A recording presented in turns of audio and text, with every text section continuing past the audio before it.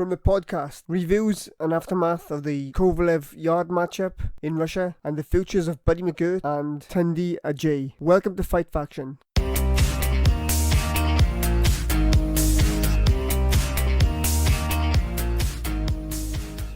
Big fight of the night was Sergey Kovalev defending his World Boxing Organization World Light Heavyweight title against up-and-comer Anthony Yarde. What do you think? Well, I think you got to be eating a bit of humble pie after the way you went off about Yarde last week, and I was telling you to calm down. Yeah. Yarde both is... right. I don't know what to make of it. First of all, we tell the listeners we got to stop buying into the hype. We always look for an excuse for these undefeated fighters to win. I'm not doing that this week. What you say now, I thought that as well. I got to stop buying into hype and looking for any minuscule reason an upset could happen. We did it before with Jorge Gonzalez against Riddick Bowe, this fight, and probably a dozen others. That was the biggest one for me. I was so convinced Jorge Gonzalez would beat Riddick Bowe. We put bet on. Yeah, he looked the part, and obviously when you're fighting the right people, you look good, don't you? Yeah, and it was the Ronaldo Snipes fight that convinced me he was the next big heavyweight, plus his Cuban heritage. Yeah, and I felt, we pretty much fell for it again this weekend. Yeah, so I had Kovalev more or less winning nearly every round up until the 8th. Maybe he lost one of the rounds. And then the 8th round came. What do you think of the 8th round? I don't know. I don't know if you can go straight to the 8th, though, talking about the first 7, because they told those first 7 rounds told their own story. And, Kovalev seems to have developed this habit of having a mid-fight buckle. Yeah. Mid-rounds buckle. So I don't know if it was anything that Yarde was doing, or was it that, Kovalev had just expended so much energy, he needed like a round off, and that's the round that Yarde took advantage of.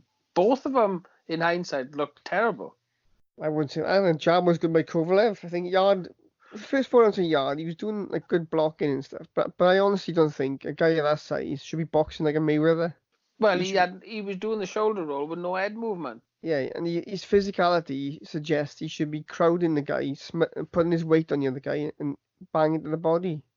The narrative going into the fight was that Yarde's trainer has developed a system that he's going to be writing a book about. And now this system requires his boxers not to get punched in the head at any point during training. And I was like, your system was exposed on Saturday, because this Yarde looked like a guy who he moved like a guy who was completely new to boxing, which he is.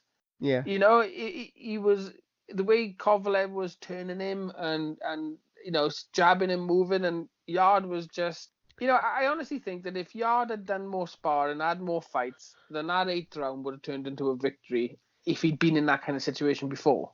Yeah, because like you said, going into the fight, I think he had about 51 rounds of boxing. Yeah. Which, if you consider Mike Tyson at a smaller amateur career, like 30-odd fights, and he had 75 rounds of boxing, roughly, to get that title. So obviously Yarde is somewhere like lacking for about, I don't know, if you include the amateurs, he's probably 100 rounds away, wouldn't he? Yeah, easily. I mean, there is so many fundamentals that he hasn't mastered or even got a grip with yet. It was just, Kovalev would turn to his left, to his Kovalev's left, and then I'd never seen a boxer just stiffen up and not know where to put his feet. Yeah. And he'd reset. And if Kovalev had a really sharp left hook, it was the opening every time he turned him was there all the time. I would be embarrassed if I was that trainer prepping my fighter like that. Yeah, it's like you have 11 amateur fights and 18-0 and not fought anybody in the top British rankings. It's bad, really, in the preparation, and I think Frank Warren should take some stick for this, because he's obviously after the payday as well. Warren, like, why if you've got a guy like Yarde, why throw him in there, open for the best, when you can be like keeping him back for a year or two, and then. Well, again though, you got Yarde, who was totally unprepared for a fight of that magnitude, right? So Kovalev was, was fighting a novice, as far as I'm concerned. Yeah, and tough and guy, nearly found out. Yeah, maybe tough, but a fighter with that difference in experience, Kovalev shouldn't nearly be losing. Yeah, I think probably Kovalev should have opened that big on Yarde in the first 6 rounds and really exposed him. Yeah. But Yarde's intimidating size-wise, isn't he? Oh yeah, without a doubt, But it's like I thoroughly enjoyed the fight. I'm glad Yarde made it the fight it was, but the questions left over for both fighters' futures, I don't see. If Yarde remains loyal to this system, then he's going to have a very stunted career. If he goes with a proper fighter, then you got to look at it. He got this far with a basic skill set. Imagine what he'd do with proper schooling. Yeah. But go on. Sorry. Do you think he should get a new trainer? Well, at least I would say that you could bring someone on board, right? But this trainer of Yarde's is so egotistical that would never happen.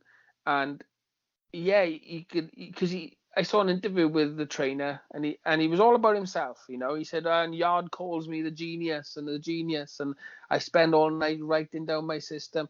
It's not about it was never about Yarde. It was never about the fighter. It was always about proving his system. Yeah, So Tunde Ajayi system. Yeah, he hasn't got Yarde's best interest at heart.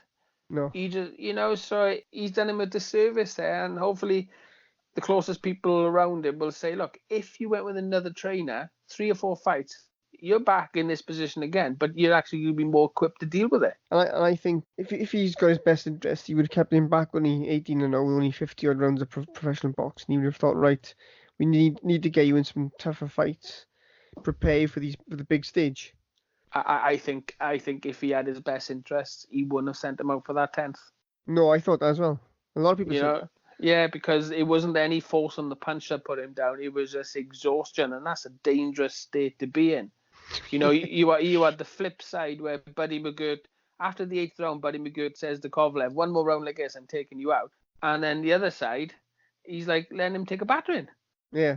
It makes me interested. I think Buddy McGirt, right, should take a break from boxing after this, after what he showed us on Saturday, because he's obviously affected by, what he went through this year. And you've got to be a bit worried if you're a Buddy McGirt fighter, because you could have 1 or 2 bad rounds and he's pulling you out prematurely, which is the right thing to do. But, because Kovalev could have had a bad 30 seconds at the beginning of that 9th, and McGirt would have probably stopped the fight. Yet it was a fight that Kovalev could have won. So I think Buddy McGirt should just honor his latest contracts and take about six months off, because this has affected him. Because it wasn't that bad a round for Kovalev. For him, it wasn't a massive beating. And for Buddy McGirt getting ready with the towel, I said, nice to see compassion, but at the same time, you got to have some sort of post-traumatic stress disorder, after what he went through losing his fighter. Yeah, no doubt. He's not. I don't think he's in a position to corner people at the moment. What was interesting with Yarde as well was obviously Frank Warren throwing him to the lions, literally. that's the saying there. Anthony Yarde, lions in the camp. I mean, the way you're saying lemons in the camp. Tunde Ajayi, lemons. Yeah, it's unfortunate that no one's really blaming Yarde for this defeat. All eyes are firmly placed on. Yeah, Frog Eyes Frank. Frog Eyes Frank. Yeah, I can't blame Frank Warren. Can you imagine how hard it is to deal with Yarde's trainer? Yeah, he probably thought, and he probably thought this is the quickest way to get rid of him. Expose him. I've heard some more things this week about Yarde's trainer. Apparently he's in the corner of one guy and saying, you've got to go for it in the last round of an English title fight or whatever it was. Telling us is a guy, you've got to go for it. If you get knocked out, I'll take the blame. So what a stupid thing to say. You take the pain. Take the pain you want to. Yeah. And and he says, when people are in the ring facing these fighters, they facing me as well. Well, that doesn't wash, does it? They're not. They not get in the ring yourself. Now he's an undefeated professional himself. He had 3 or 4 fights, didn't he? And then he walked away. Obviously for good reason. Probably thought I can't compete. Yeah, I think if he really has care for this Yarde, he'll let him go. I've already just sussed out what's going to happen as well with Yarde. Yarde, everybody's saying, he'll come again. But how many people do you know got knocked out or whatever in a world like every title fight and come again? I can only think of one guy. I think it was Leslie Stewart back years ago. Since Nicky Piper got knocked out, he couldn't come back and win. And there's been loads of these guys. Warren's thrown these guys in too soon. He done the same with Nicky Piper, didn't he? I hate that when you see a prospect lose and don't worry, he'll come back again. Yeah, when you hear that sentence, very rarely any division they come back. Only get sparked and smashed up, innit? Yeah. Yeah, it's a different sort of beat. This was a beating, for other than one round. It was, and he gave up through exhaustion. His body gave up on him. Yeah. That memory of that defeat.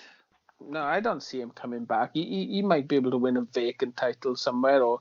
Well, that's why when I think what's gonna happen now is I wouldn't be surprised if they try and get him a couple of fights, 1 or 2 fights in the quick succession when Kovalev fights Canelo. And then if Canelo wins, he relinquished the WBO title, and then Yarde will be in place to fight for the vacant title against some scrub. Yeah, but the rumor was, right, I don't think he got £1 million for this fight, did he, Yarde?